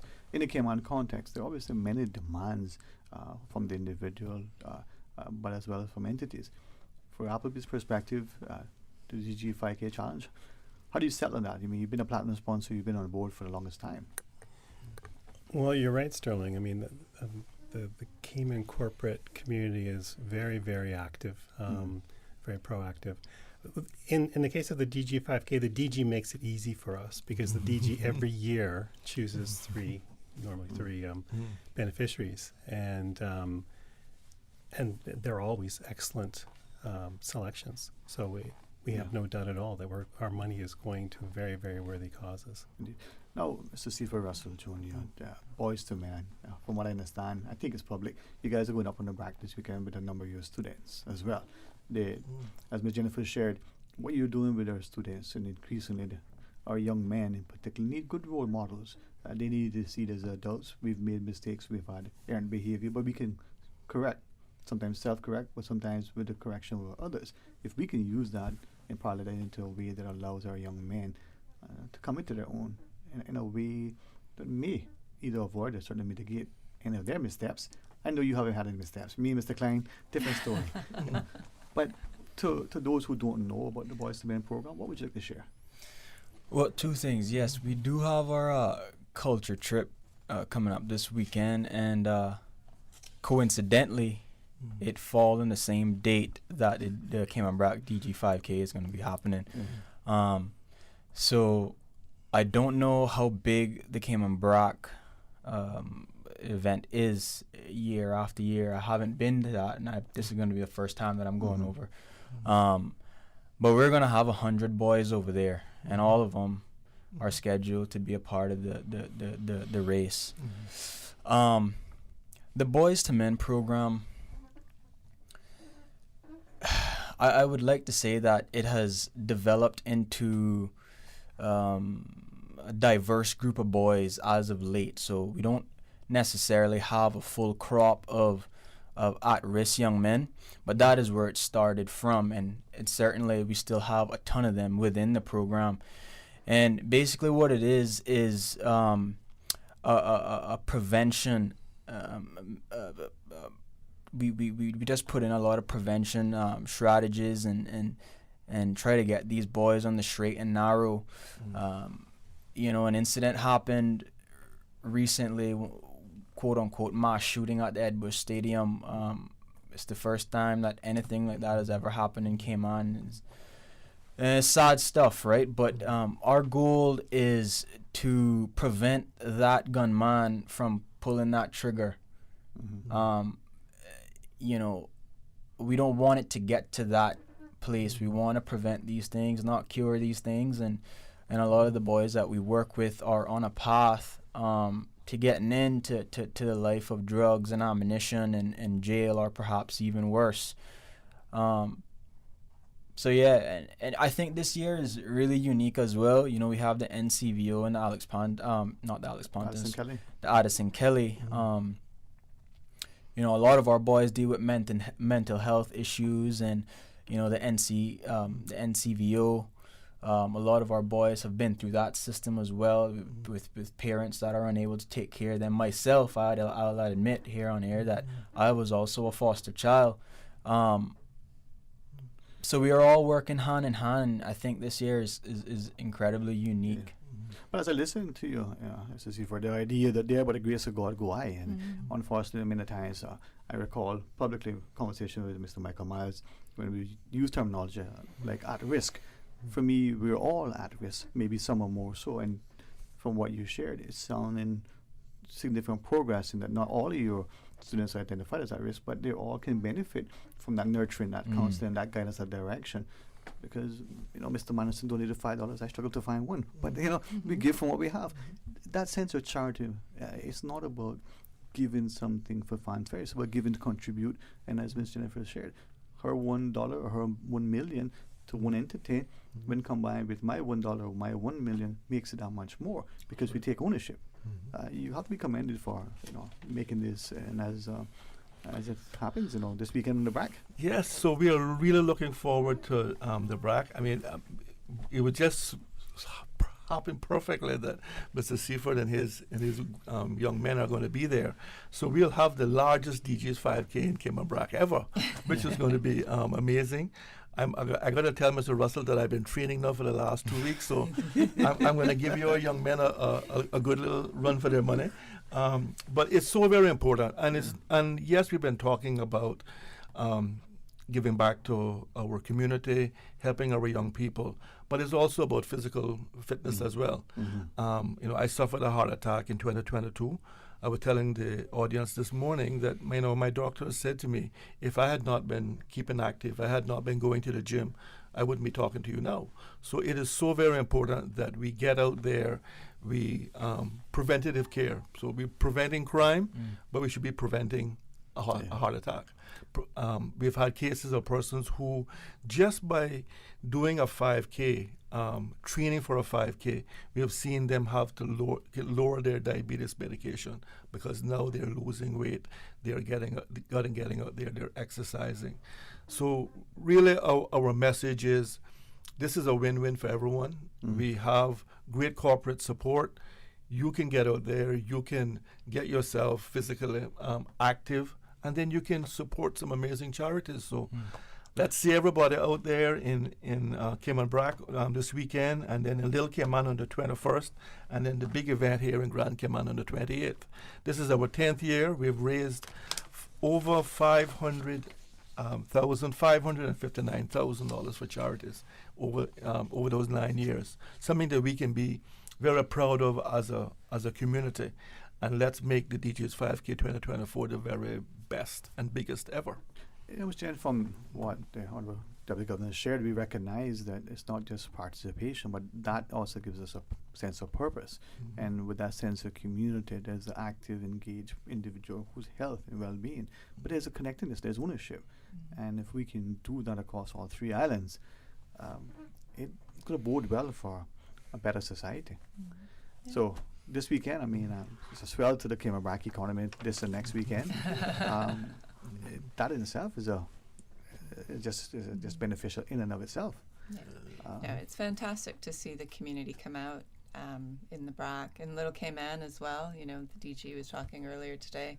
If we get 20 or 30 people out in Little Cayman, that's a significant percentage of the population over there. But we just it's really heartening to see when people come out to support the event, the support that they give to the charities, and just the benefits that we all get from being part of something so positive for everybody. There's no downside. What I've noticed, and that I'm glad that you presented it in such a way that we can easily reflect and recall the different charities, but the trilogy that you've put together, there's an interconnection. They interplay in such a way that the impact for our society is something evident within the NCVO. It's been around 50 years. It's been an indelible part of our community. The new emergence of say, the Boys to Men in recent years, but what the Kelly family has done relative to this memorial scholarship. There's that strong interconnectedness.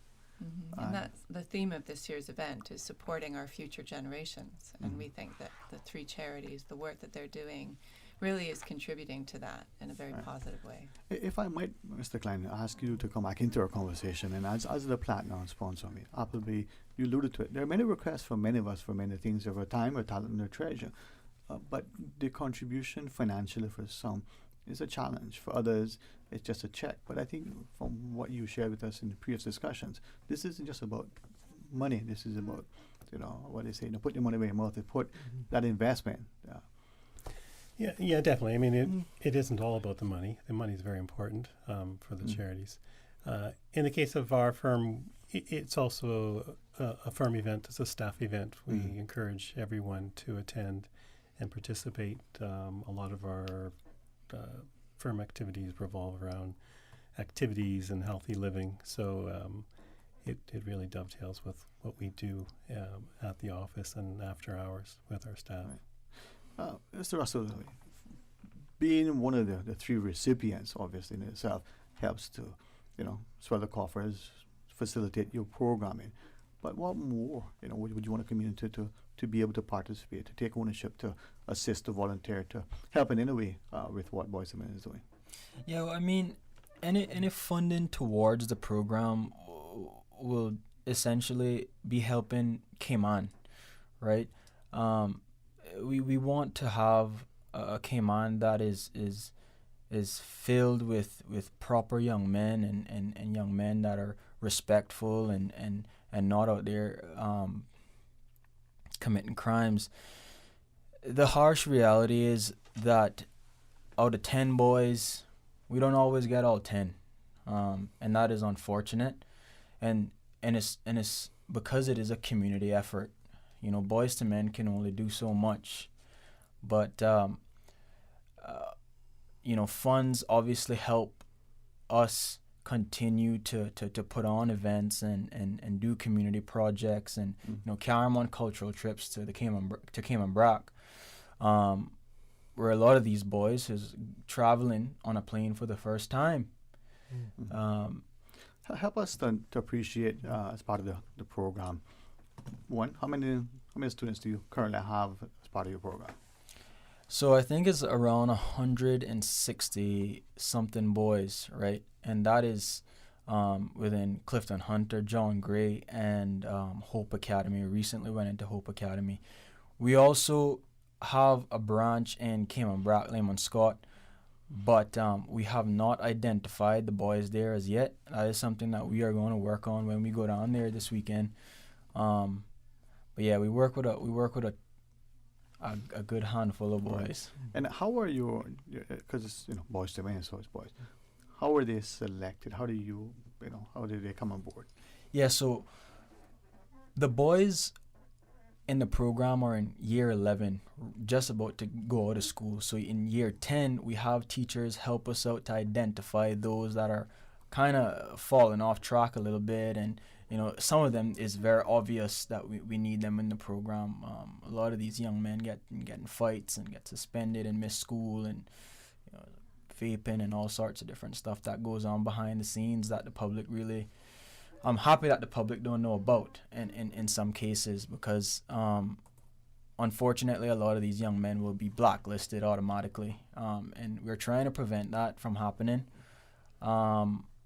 because I think all of us in here can admit when we're young we do a lot of foolish things, and our brains change over time, and certainly I have made a lot of mistakes growing up, and I've been very, very fortunate and lucky that my past experience haven't followed me into my adult life, and that's what we want for these young men. We want to make sure that their mistakes now don't affect them later, and hopefully we can take them off of the path that they're on. And as I rightfully mentioned earlier, the program is diverse right now. We have some kids in the program that are doing exceptionally well in school.